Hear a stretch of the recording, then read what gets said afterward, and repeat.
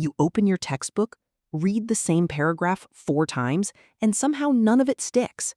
Meanwhile, that one kid in your class barely studies and still aces every test. Is he just smarter than you? No, he's using a method your brain actually responds to, and you're using one it ignores. Today, I'm showing you how to study so fast it feels illegal, almost like cheating. And the last trick is the one most students never even hear about, so stick around for that one. Tip 1, stop highlighting, start predicting. Highlighting feels productive, but it's basically fake studying. Your hand is busy, your brain is asleep. Instead, before you even read a section, ask yourself, what do I think this is about to say? This forces your brain to engage before the information even arrives. So when you read it, you're not absorbing, you're confirming. That single shift can cut your study time in half. Tip 2, the 24-hour leak test.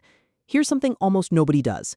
24 hours after you study something, your brain has already started leaking it out. So the next day, before reviewing anything new, try to recall yesterday's material from memory first. No notes, no peeking, whatever you can't remember, that's the leak. Patch it immediately, and that information locks in for weeks instead of hours.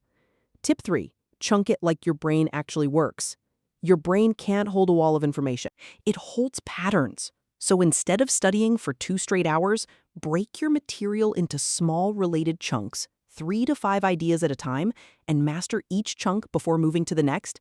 Think of it like loading boxes onto a shelf one at a time. Instead of dumping them all at once, one way actually fits, the other just collapses.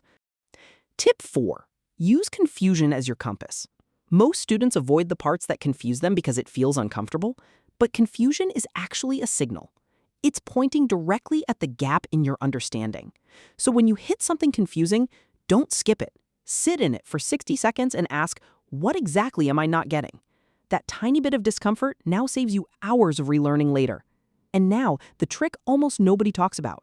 Tip 5, the interruption advantage. Here's something that sounds backwards. Stopping mid-task can actually help you remember it better. It's called the Zeigarnik Effect. Your brain holds on to unfinished tasks far longer than finished ones. So instead of always studying until you're done with the topic, stop deliberately right in the middle of something. Mid-sentence, mid-problem, doesn't matter. Your brain keeps replaying it in the background even when you're not trying, because it hates loose ends. That's free repetition you didn't even have to schedule. Here's the thing though, none of these tricks matter if your brain never gets the chance to actually file the information away. Cramming feels urgent, but it skips the one step your brain absolutely needs. Consolidation, that mostly happens during sleep and during the quiet moments after studying, not during the studying itself.